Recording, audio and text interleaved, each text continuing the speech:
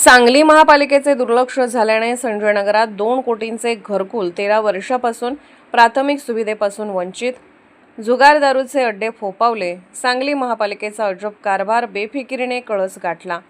सांगली शहरातील संजय नगर प्रभाग क्रमांक 11 मधील सांगली महानगरपालिकेच्या घरकुल प्रकल्पाची दुरावस्था टोकाला पोहोचली असून कोट्यवधी रुपयांचा प्रकल्प पूर्णपणे वाया गेल्याचे स्पष्ट चित्र समोर आले आहे.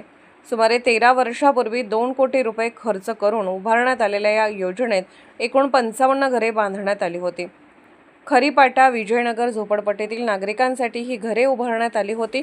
मात्र प्रशासनाकडून घरकुलाचे वाटप झाल्याचा दावा केला जात असला तरी प्रत्यक्षात लाभार्थी येथे राहायला आलेच नाहीत. त्यामुळे जे राहणारच नव्हते त्यांच्यासाठी कोट्यवधी रुपये खर्च कशासाठी, असा संतप्त सवाल नागरिकांकडून उपस्थित केला जात आहे. आज या घरकुलाची अवस्था अत्यंत बिकट झाली आहे. दरवाजे खिडक्या तुटून गायब झाल्या असून भिंतींचे मोठ्या प्रमाणात नुकसान झाले आहे. परिसरात जुगार व दारूचे अड्डे सुरू झाल्याने स्थानिक नागरिक त्रस्त झाले आहेत. रात्रीच्या वेळी असुरक्षिततेचे वातावरण निर्माण झाले आहे.